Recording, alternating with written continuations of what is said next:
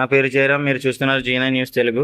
ఏలూరు జిల్లా పోలవరం మండలం యలండిపేట గ్రామంలో గల చెత్త నుండి సంపద తయారీ షెడ్ వద్ద సంపద తయారీ కేంద్రం నుండి ఉత్పత్తి అయిన సేంద్రియ ఎరువులు సంబంధించి వాటి వల్ల వచ్చే లాభాలు, వాటి ఉపయోగాల గురించి సర్పంచ్ మరియు క్లాప్ మిత్రులకు రీఫ్రెషర్ ట్రైనింగ్ ఇవ్వడం జరిగింది. ఈ కార్యక్రమంలో ముఖ్య అతిథిగా ఏలూరు జిల్లా ఎంపీపీ ఛాంబర్ అధ్యక్షులు పోలవరం ఎంపీపీ శంకర వెంకటరెడ్డి పాల్గొన్నారు.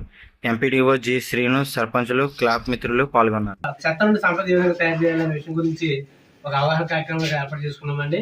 అయితే మనకి ఇందులో ఈ యొక్క షెడ్ లో కొన్ని టెర్మినాలజీస్ మనకు తెలియాలి. ఏంటంటే మొదటగా నాడిపిట్లు అంటే ఏంటి, అలాగే వర్మి పిట్లు అంటే ఏంటి, అదేవిధంగా ల్యాబ్ మిత్ర అంటే ఏంటి, ల్యాబ్ మిత్ర ఎట్ షెడ్ అంటే ఏంటి, ఈ విషయాన్ని కూడా ముందుగా మనకు తెలియాలండి.